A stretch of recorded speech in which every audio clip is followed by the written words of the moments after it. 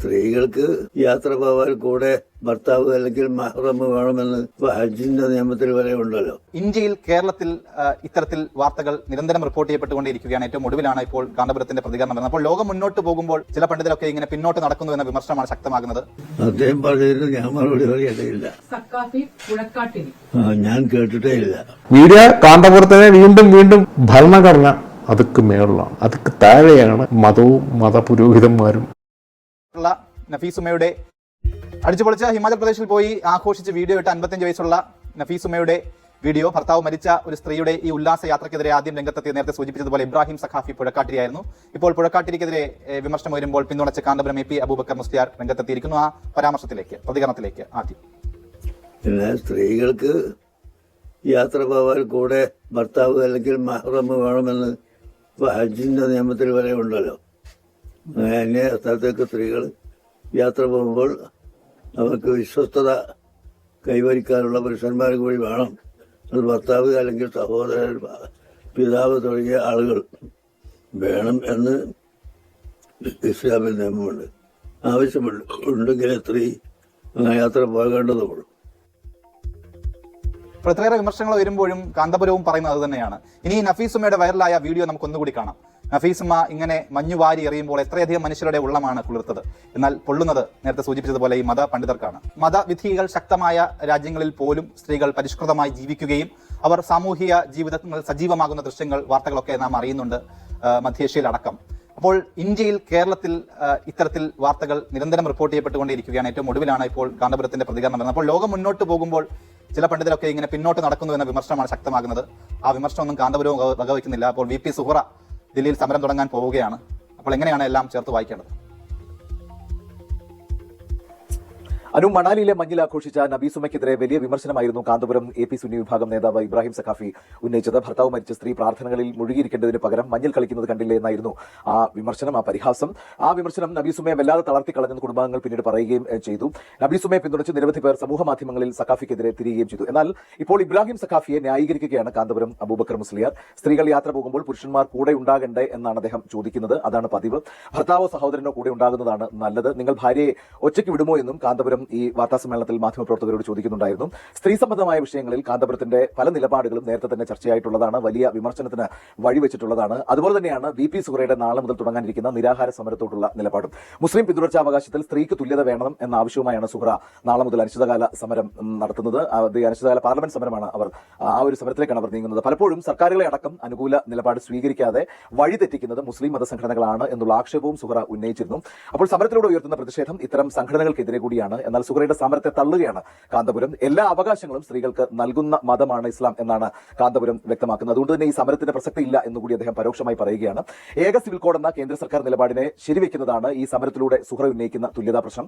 Civil കോഡിനെതിരെ സർക്കാരും മുസ്ലിം സംഘടനകളും നിലപാട് ഘടിപ്പിച്ചിരിക്കെ സുഹറയുടെ പ്രതിഷേധം കാന്തപുരത്തെ പോലുള്ളവരുടെ നെറ്റിച്ചുളിപ്പിക്കുമെന്നുള്ള കാര്യത്തിൽ സംശയം വേണ്ട. അതാണ് പിന്നെ 25 വർഷങ്ങൾക്ക് മുൻപാണ് നഫീസുമയുടെ ഭർത്താവ് മരിച്ചത്. കഷ്ടപ്പെട്ട് മക്കളെയൊക്കെ വളർത്തിയത് നിലയിലാക്കിയ ശേഷമാണ് 55-ാം വയസ്സിൽ മണാലിയിലേക്ക് നഫീസുമ പോയത്. അതുകൊണ്ട് നഫീസുമ്മയ്ക്കെതിരെ വന്ന ഈ വിമർശനങ്ങൾ കുടുംബം ആദ്യമേ തന്നെ ഉമ്മയ്ക്കൊപ്പം നിന്ന് നിലപാട് വ്യക്തമാക്കിയതാണ്. പറയുന്നവർ പറഞ്ഞുകൊണ്ടേ ഇരിക്കട്ടെ, ജീവിതം ഒന്നേ ഉള്ളൂ, അത് നഫീസുമ പറഞ്ഞതുപോലെ അടിച്ച് പൊളിക്കേണ്ടത് തന്നെയാണ്. ഏത് മൂടെന്ന് ചോദിച്ചപ്പോൾ നഫീസുമ പറഞ്ഞിരുന്നു അത് പൊളി മൂടാണെന്ന്. അതുകൊണ്ട് ആ പൊളി ആഘോഷങ്ങൾ ഇനിയും. യാത്ര ചെയ്ത ഉമ്മ പൊളി മൂടെന്നൊക്കെ പറഞ്ഞത് എല്ലാവർക്കും ഒന്നും ഇഷ്ടപ്പെട്ടിട്ടില്ല.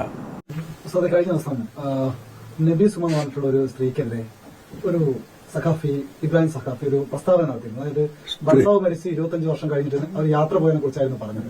ഭർത്താവ് മരിച്ച ഒരു സ്ത്രീക്ക് യാത്ര പോകുന്നതിന് മതം എന്തെങ്കിലും തടസ്സം പറയുന്നുണ്ടോ? സ്ത്രീക്കെതിരെ അങ്ങനെ യാത്ര പോകേണ്ട കാര്യമുണ്ടോ? ഇതാണ് ഇപ്പോഴത്തെ കാലത്ത് ഇതൊക്കെയാണ് സംഭവിക്കുന്നതെന്നൊക്കെയാണ് അദ്ദേഹം പറഞ്ഞത്. ഭർത്താവ് മരിച്ച ആളായാലും ആരായാലും യാത്രകളൊക്കെ പോകുന്നതിന് എന്തെങ്കിലും മതം തടസ്സമായി നിൽക്കുന്നുണ്ടോ? അദ്ദേഹം പറഞ്ഞതിന് ഞാൻ മറുപടി പറയേണ്ടതില്ല. അദ്ദേഹം എന്താ പറഞ്ഞത് എനിക്ക് അറിയുകയുമില്ല. പിന്നെ സ്ത്രീകൾക്ക് യാത്ര പോവാൻ കൂടെ ഭർത്താവ് അല്ലെങ്കിൽ മഹ്റം വേണമെന്ന് ഹജ്ജിന്റെ നിയമത്തിൽ വരെ ഉണ്ടല്ലോ. അന്യ സ്ഥലത്തേക്ക് സ്ത്രീകൾ യാത്ര പോകുമ്പോൾ അവർക്ക് വിശ്വസ്തത കൈവരിക്കാനുള്ള പുരുഷന്മാർ കൂടി വേണം. അത് ഭർത്താവ് അല്ലെങ്കിൽ സഹോദരൻ, പിതാവ് തുടങ്ങിയ ആളുകൾ വേണം എന്ന് ഇസ്ലാമിൽ നിയമമുണ്ട്. ആവശ്യമുണ്ടെങ്കിൽ സ്ത്രീ യാത്ര പോകേണ്ടതുള്ളൂ. പോകുമ്പോൾ നിങ്ങൾക്കൊക്കെ അറിയാമല്ലോ, നിങ്ങൾ ഭാര്യമാരെ ഒറ്റക്ക് നിങ്ങൾ വിടൂലല്ലേ അവിടെ അങ്ങനെയാ.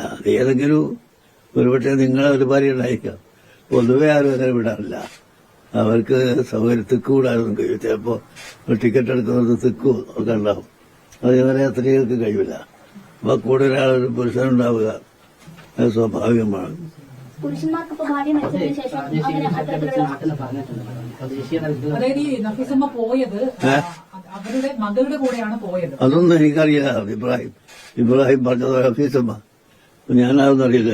ഞാൻ മറുപടി പറയേണ്ടതില്ല. ഞാൻ പറഞ്ഞില്ലേ ഏത് ഇബ്രാഹിമാ പറഞ്ഞത്, ഏത് നഫീസമ്മയാണ്, അതൊന്നും എനിക്കറിയില്ല. ഞാൻ ആ വിവരം തന്നെ ഞാൻ കേട്ടിട്ടേ ഇല്ല.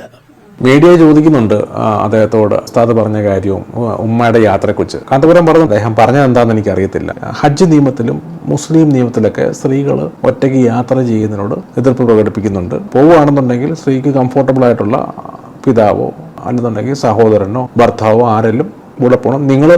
നിങ്ങളുടെ ഭാര്യയെ വിടുമെന്ന് ചോദിച്ചപ്പോൾ മീഡിയ പ്രവർത്തകൻ പറഞ്ഞിട്ടുണ്ട് വിടുമെന്ന് പറയുന്നുണ്ട്. അപ്പം പുള്ളി പറഞ്ഞു അത് നിങ്ങൾ ചിലപ്പം വിടുമായിരിക്കും, പക്ഷേ പൊതുവേ ആരും അങ്ങനെ വിടാറില്ലെന്ന് പുള്ളി പറയുന്നുണ്ട്. പിന്നെ സ്ത്രീകൾക്ക് ഒറ്റയ്ക്ക് ടിക്കറ്റ് എടുക്കാനും അങ്ങനെയുള്ള യാത്രകൾ ചെയ്യാനൊക്കെ ബുദ്ധിമുട്ട്. പക്ഷേ ഇന്നത്തെ ഒരു കാലഘട്ടത്തിൽ സ്ത്രീകൾ ഒറ്റയ്ക്ക് പോകുന്നുണ്ട്. നമുക്ക് എല്ലാവർക്കും അറിയാവുന്ന സോളോ ട്രിപ്പുകൾ തന്നെയുണ്ട്. പിന്നീട് മീഡിയ പ്രവർത്തകർ അവർ ചോദിക്കുന്നുണ്ട് ഉസ്താദിന്റെ പേര് പറഞ്ഞു. അപ്പം പുള്ളി പറയുന്നുണ്ട് എനിക്ക് ആ ഉസ്താദിനെ അറിയത്തില്ല, അങ്ങനെ പേര് പോലും പുള്ളി കേട്ടിട്ടില്ലെന്ന് പറയുന്നുണ്ട് കാന്തപുരം.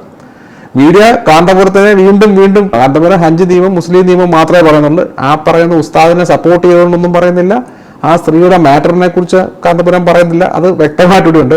മീഡിയാസിന്റെ കാര്യം ഭയങ്കര അവര് നമുക്ക് നേരെ ഇട്ടിട്ട് എടുക്കുന്ന ഒരു പരിപാടിയുണ്ട്. അതിപ്പം CK വിനീതിനോട് ഏഷ്യാനെറ്റ് ന്യൂസ് മഹാകുംഭമേളയുടെ കാര്യം ചോദിച്ചപ്പോൾ VIPസിന് പ്രത്യേക പരിഗണന ഉണ്ടെന്ന് ഇപ്പോൾ അവരെന്താ പറഞ്ഞത് ഇപ്പോൾ ഓർക്കുന്നു. VIP സംസ്കാരം ഇവിടെ ഉണ്ട്, നിലനിൽക്കുന്നുണ്ടെന്നാണ് മീഡിയ അടിച്ചു കയറ്റി. ഏത് മതമാണെങ്കിലും സ്ത്രീകൾക്ക് നേരെയുള്ള നിയന്ത്രണം അതത്ര നല്ലതല്ല. ഞാൻ മനസ്സിലാക്കുന്നത് ഇപ്പം സ്ത്രീകൾ പഴയ പോലെയല്ല. അവർക്ക് വിദ്യാഭ്യാസ യോഗ്യതയായി, അവർക്ക് സ്വയം പോകാനുള്ള കംഫോർട്ട് വന്നിട്ടുണ്ട്. അവർ ഇന്ത്യ ഒട്ടാകെ യാത്ര ചെയ്യും, ഇന്ത്യക്ക് പുറത്തോട്ട് യാത്ര ചെയ്യും. സോളോ ട്രിപ്പുകൾ യൂട്യൂബ് എടുത്ത് നോക്കിയാൽ മതി. സോളോ ട്രിപ്പുകൾ എത്രയോ സ്ത്രീകൾ അവർ യാത്ര ചെയ്യുന്നുണ്ട്. ആ ഒരു ടെൻഷൻസ് ഒക്കെ ഉണ്ട്. പക്ഷെ അതിനെയൊക്കെ അതിജീവിക്കാനുള്ള ഒരു മൈൻഡ്, ഒരു ബോൾഡ്നെസ് ഒക്കെ സ്ത്രീകൾക്ക് വന്നുകൂടെ. സ്ത്രീകളിപ്പം സോളോ ആയിട്ടും ഫ്രണ്ട്സ് ആയിട്ടും ഒക്കെ യാത്ര ചെയ്യും. പഴയ കാലഘട്ടമല്ല, 2025 നമ്മുടെ മതങ്ങളും മതപുരോഹിതന്മാരൊക്കെ മനസ്സിലാക്കേണ്ട ഒരു കാര്യം, കാലം മാറി, വർഷങ്ങൾ മുമ്പോട്ട് പോയി. നമ്മളെ പഴയ മതത്തിൽ പറഞ്ഞിരിക്കുന്ന കാര്യങ്ങളും വെച്ചുകൊണ്ടിരുന്നിട്ട് കാര്യമില്ല. മതത്തെ അപ്ഡേറ്റ് ചെയ്യുക. മതത്തിൽ വിശ്വാസികൾ നിൽക്കണം എന്നുണ്ടെങ്കിൽ മതത്തെ അപ്ഡേറ്റ് ചെയ്യുക. അല്ലാതെ മനുഷ്യനായിട്ട് രൂപീകരിച്ചാണല്ലോ മതങ്ങളൊക്കെ. അല്ലാതെ ഭൂമി ഉണ്ടായപ്പം പോലെ ഈ മതങ്ങളൊന്നും കൂടി ഉണ്ടായിരുന്നല്ലോ. അതെല്ലാവർക്കും അറിയാവുന്ന സത്യമാണ്. അപ്പം നമ്മളും മതത്തെ അപ്ഡേറ്റ് ചെയ്തോളുക, വേറെ ഒന്നും ചെയ്യാനില്ല. നമ്മളെന്തിനാ പിടിവാശി വെക്കുന്നത്? എല്ലാവർക്കും ഓരോ കംഫോർട്ടാണ്. ചിലർക്ക് ഒറ്റയ്ക്ക് പോകുന്നതായിരിക്കും ഇഷ്ടം, ചിലർക്ക് ഫ്രണ്ട്സിൻ്റെ കൂടെ പോകുന്നതായിരിക്കും, ചിലപ്പം ഭാര്യമാരുടെ കൂടെ അല്ലെ കാമുകിയുടെ കൂടെ, കൂട്ടുകാരുടെ കൂടെ. ഇതൊക്കെ അവരുടെ വ്യക്തി സ്വാതന്ത്ര്യമാണ്. നമ്മുടെ ഇന്ത്യയിൽ തന്നെ നമ്മുടെ കോൺസ്റ്റിറ്റ്യൂഷൻ പറഞ്ഞിട്ടുണ്ട് right to travel anywhere in India. നമ്മുടെ സ്വാതന്ത്ര്യമാണ് right to leave anywhere in India. ഇതൊക്കെ നമുക്ക് നമ്മുടെ ഭരണഘടന അനുവദിച്ചിരിക്കുന്ന നമുക്ക് സിറ്റിസൺ ആണാണെങ്കിലും പെണ്ണാണെങ്കിലും എൻജോയ് ചെയ്യാനുള്ള ഫ്രീഡമാണ്. Right to travel anywhere in India. അതിന് പ്രത്യേകിച്ച് ആരുടെയും അനുവാദം വേണ്ട. ഒരു മതപുരോഹിതൻ്റെയോ ഒരു മതത്തിൻ്റെയോ ഒന്നും വേണ്ട. നമ്മൾ തീരുമാനിക്കും, നമ്മൾ പോവും. മതത്തിൻ്റെയും മതപുരോഹിതന്മാരുടെയും പ്രശ്നം എന്ന് വെച്ച് കഴിഞ്ഞാൽ അവരിപ്പോഴും മതത്തിൻ്റെ റൂൾസ് നിൽക്കുകയാണ്. പക്ഷെ നമുക്കൊരു ഭരണഘടനയുണ്ട്. ആ ഭരണഘടനയുടെ നിയമം നമുക്ക് എല്ലാവർക്കും ബാധക. അല്ലാതെ ഞാൻ ക്രൈസ്തവനായതുകൊണ്ട് എനിക്കൊരു നിയമം, ഞാൻ ഹൈന്ദവനായതുകൊണ്ട് എനിക്കൊരു നിയമം, ഞാൻ മുസ്ലിം ആയതുകൊണ്ട് എനിക്കൊരു നിയമം, ഞാൻ അല്ലാതെ വേറെ പുതിയ മതം ഉണ്ടാക്കി എനിക്കൊരു നിയമം, അങ്ങനെ ഒരു നിയമം. ഭരണഘടന അതുക്ക് മേളിലാണ്, അതുക്ക് താഴെയാണ് മതവും മതപുരോഹിതന്മാരും മതത്തിൻ്റെ നിയമങ്ങളും. അത് മതപുരോഹിതന്മാരും മതത്തിൻ്റെ വിശ്വാസികളൊക്കെ മനസ്സിലാക്കുക. ഈ രാജ്യത്തിൻ്റെ നിയമങ്ങളും എല്ലാ ആളുകൾക്കും ബാധകമാണ്. ഇപ്പം നമ്മൾ മറ്റൊരു രാജ്യത്തോട്ട് പോയി ആ രാജ്യത്തുള്ള നിയമങ്ങൾ നമ്മൾ വേറെ രാജ്യത്ത് ജോലി ചെയ്യാൻ ചെന്ന് കഴിഞ്ഞാൽ ആ രാജ്യത്തിൻ്റെ റൂൾസ് ആൻഡ് റെഗുലേഷൻസ്, അവരുടെ ലോസ്, അവരുടെ കോൺസ്റ്റിറ്റ്യൂഷൻ പറയുന്ന കാര്യങ്ങളൊക്കെ നമ്മൾ പാലിക്കണ്ടേ. ഞാൻ ഇന്ത്യ എന്നാണ് വന്നത്, ഇന്ത്യയിൽ അങ്ങനെയാണെന്ന് പറഞ്ഞിട്ട് കാര്യമുണ്ടോ? നമ്മൾ ഏത് രാജ്യത്തുള്ളൂ ആ രാജ്യത്ത് പറയുന്ന കാര്യങ്ങൾ നമ്മൾ അനുസരിച്ചേ പറ്റുള്ളൂ. ഈ മതം എന്ന് പറയുന്നത് എന്താണ്? ഒരു കാലഘട്ടത്തിൽ നമ്മളെ മനുഷ്യർക്ക് ഒരു കംഫോർട്ട്, ഒരു ഹാപ്പിനെസ്, നമുക്ക് നമ്മുടെ വിഷമങ്ങളും പ്രയാസങ്ങളും ഒരാളോട് പറയാൻ, അതിന് നമ്മൾ ദൈവം എന്നുള്ളൊരു കോൺസെപ്റ്റ് ഉണ്ട്. ആ ദൈവത്തോട് നമ്മൾ പറയുന്നത്, നമ്മളതിന് അള്ളാഹെന്നും നമ്മളതിന് ശിവൻ അല്ലെ കൃഷ്ണൻ അല്ലെ കർത്താവ്, അങ്ങനെ നമ്മളെ പല രീതിയിൽ പല വിശ്വാസങ്ങളിലോട്ട് നമ്മൾ പോയി. അടിസ്ഥാനപരമായി നമ്മൾ ഈ പറയുന്ന പ്രാർത്ഥനകളിൽ നമ്മൾ ദൈവം എന്ന് പറയുന്ന കോൺസെപ്റ്റിലോട്ടാണ് പോകുന്നത്. പക്ഷെ മനുഷ്യനെ അതിനെ 2, 3, 4, 5 ആയിട്ടൊക്കെ തിരിച്ച് അവരുടെ ഇഷ്ടം അനുസരിച്ച് അവരുടെ മതങ്ങളാക്കി. ആ മതത്തിൽ കുറേ പുരോഹിതന്മാർ വന്ന് ആ പുരോഹിതന്മാരെ കുറെ റൂൾസ് ആൻഡ് റെഗുലേഷൻസ് ലോസ് ഒക്കെ അവരുടെ മതത്തിനുണ്ടാക്കി. എൻ്റെ മതം ഇങ്ങനെയാണ്, നിന്റെ മതം ഇങ്ങനെയാണ്, മറ്റവൻ്റെ മതം അങ്ങനെയാണ് എന്നൊക്കെ പറഞ്ഞുകൊണ്ടുണ്ടാക്കി. പക്ഷെ ഇപ്പം ഈ വിലയായിരിക്കുന്ന ഈ മതങ്ങൾ തന്നെയാണ്.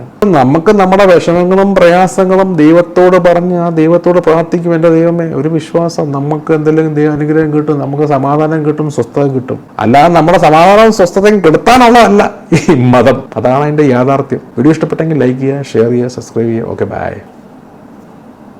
Take care.